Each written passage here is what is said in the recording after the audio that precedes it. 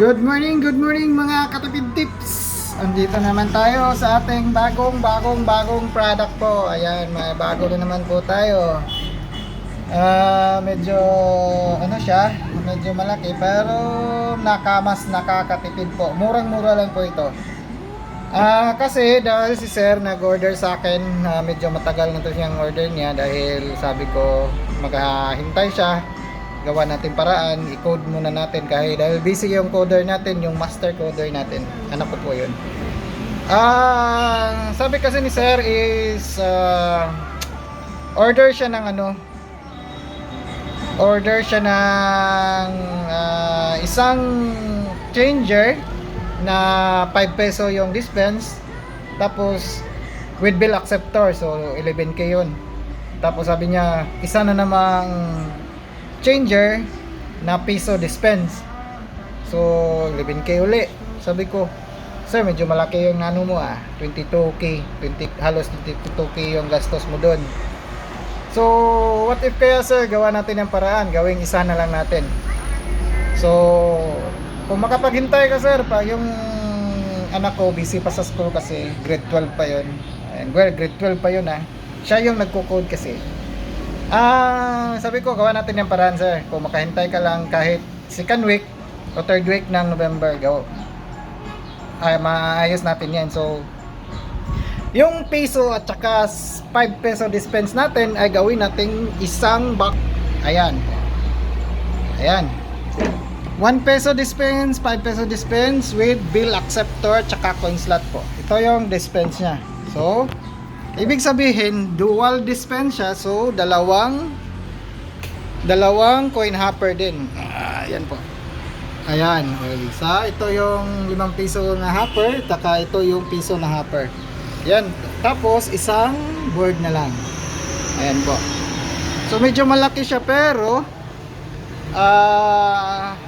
maraming laman na siya. Yan po. Dito. Tapos yan. Support lang niya. So yan na, testing natin to po. Okay, saksak natin. Shout out pala kay Sir Neil, maraming salamat po. Ito na po yung order mo, 1 peso 5 peso changer. Ayan po. So testingin muna natin yung 10 peso na luma at insert. Ayun, 10 peso. So dito tayo sa 1 peso dispense po. 10 piso dispense. Yan. Okay, pause na siya. Bilangin natin.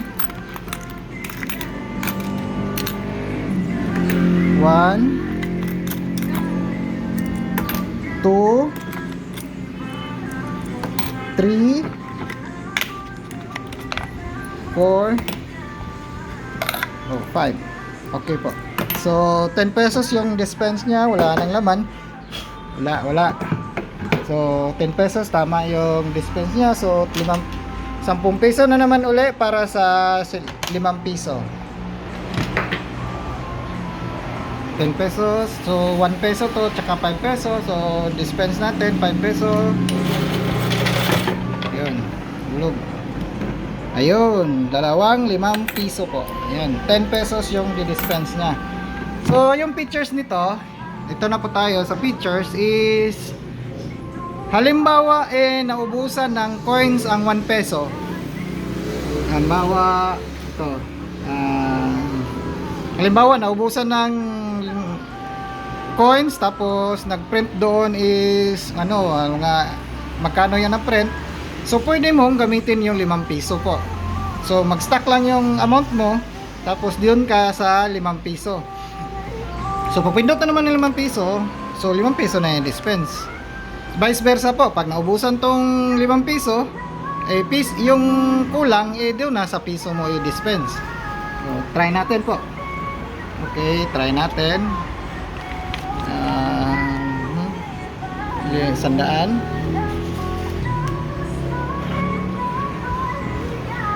Okay po, 100 po yung bill. Dispense natin 5 piso.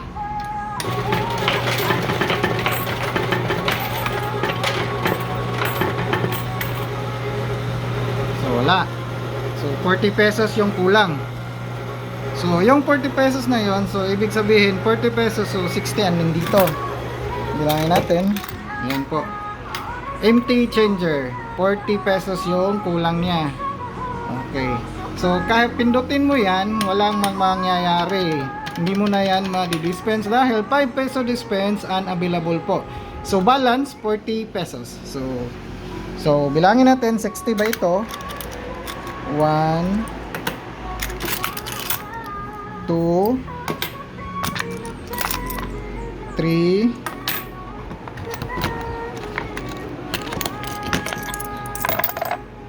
4 5 yun 6. Okay po, 60 pesos yung na dispense niya. So yung balance is 40 pesos. So dito tayo sa 1 peso yung balance. So 40 pesos din yung i-dispense na 1 peso po. Ayan. So wala na palang naman din. So ubos na pala din yung piso. Nandiyan natin.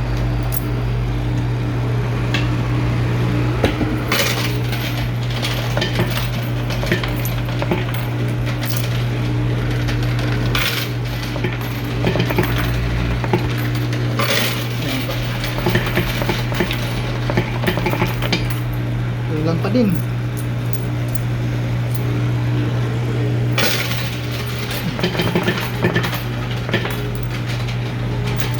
Kulang ng 8 pesos. Eh.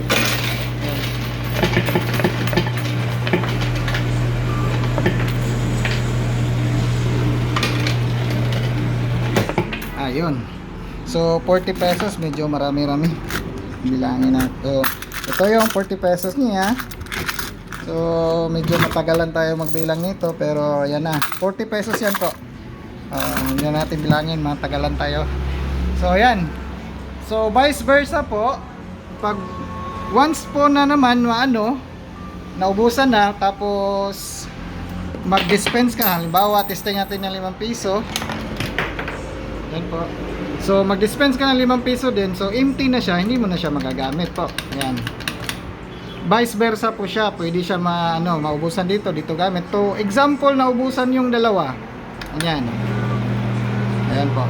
Naubusan yung dalawang coins. Ubus talaga, as in empty. Mag-i-error man siya, ayan.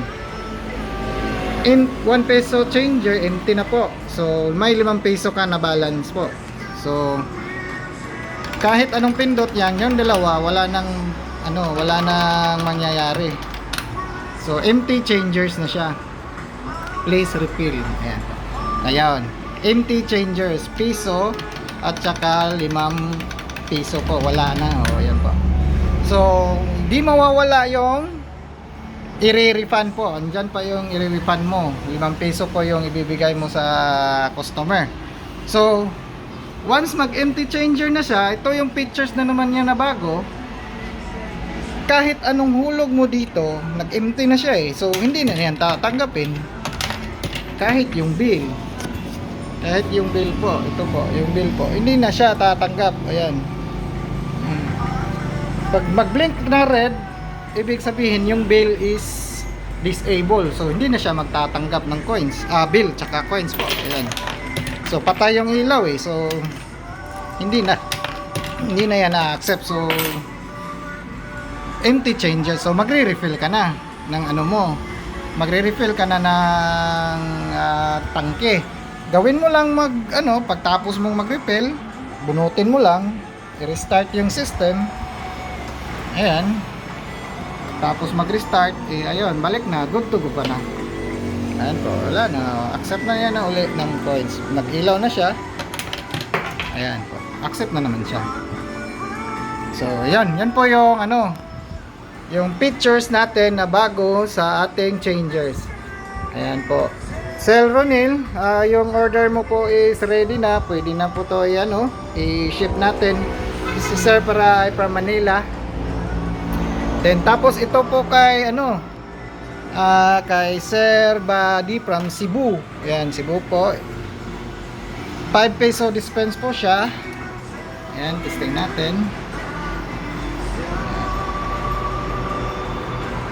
Ito pala, pag itong dispenser natin, may bagong features na naman din po ito. 5 pesos siya nakalagay. So halimbawa ay naka-order si Sir ganito. So 5 peso yung na-dispense. So gusto niya gawing 1 peso. Pwede po yun. Pwede ka na mag-set 1 peso tsaka 5 pesos yung i-dispense mo dito. Hindi na siya mari-reset. Kung di mo gugustuhin po. Ayan. Halimbawa ayan, 5 pesos. Subukan natin. So, ayan, 20 peso, 10 pesos po. Ayan, 10 pesos. Ayan po. So, dispense niya, 10 pesos. Ayan. 10 pesos po yung ni-dispense. So ang nasa tangke is 5 pesos yun. Tag 5 pesos yung nasa tangke. Ayan po.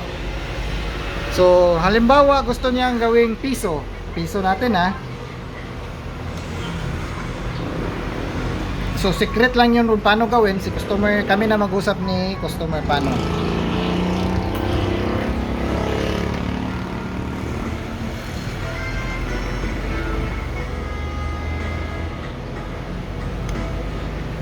Ayan po, 1 peso na siya.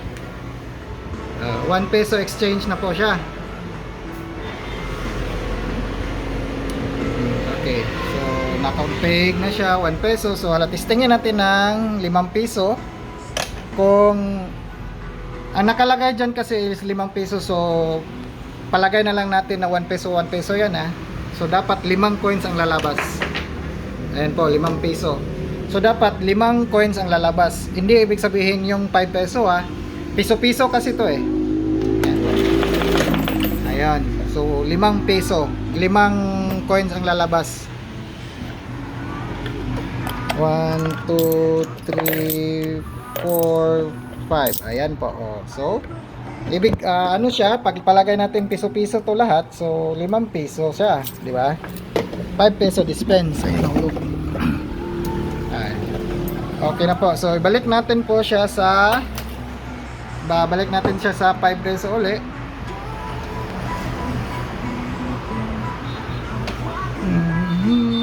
Kami na ni customer pang ano doon kung paano gawin dahil secret 'yon. Config state. Ayun. Config say 5 peso. Ayun pa. 5 peso dispense na siya. So, subukan natin uli. Ayan po. 5 piso. So, 5 piso din ang ihulog. Isang 5 piso din. Ayun, 5 piso. Isa. Uli. Ayan, 10 peso.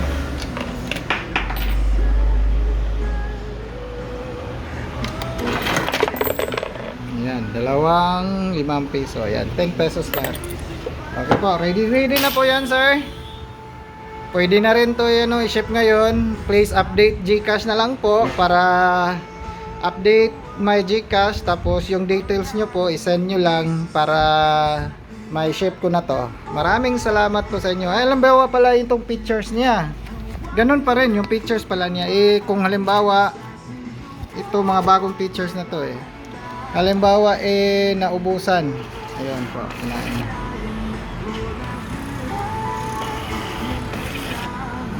Ayaw pa yun.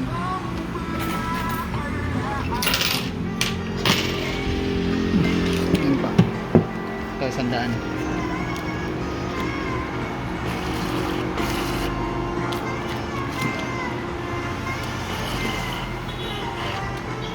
Yan po, 100 pesos. So i-dispense natin. Halimbawa naubusan ng coins. Yan, testing natin yung empty changer niya. Yan po. So ganun pa rin, 50 pesos yung balance. May lag na siya kung ayan. empty changer 50 pesos. So ibig sabihin yung 50 pesos ay i-refund mo kay customer. Tapos ito, nakapatay yung ilaw, yung ano niya, LED frame, so hindi na siya tatanggap ng coins. Ayan po. So di ba? Empty changer. Kahit anong hulog niya po, kahit anong hulog mo dyan, hindi yan tatanggap. At the same time, dito po din sa bill acceptor, nag-red blink din siya eh. So, disable na po yan, hindi na yan tatanggap. So wala nang magdagdag ng refund mo. Ayan po, empty changer na siya. Wala nang mangyayari. So ganun din. Yun yung mga pictures, parehas lang sila. Okay po. So nag-order, PM nyo lang ako, tapos medyo busy tayo ngayon, maraming orders natin. Kung makahintay kayo, usap tayo para natin, mapag-usapan. Dahil yung nakakatagal pa talaga dito is yung talaga, bill acceptor. Matagal na tagal dumating. 2 weeks na ngayong iba, hindi pa rin dumadating. So, hintay lang. Update lang tayo ha. So, yan po. Marami tayo naka-line up na orders ngayon. So, kung gusto nyo mag-order,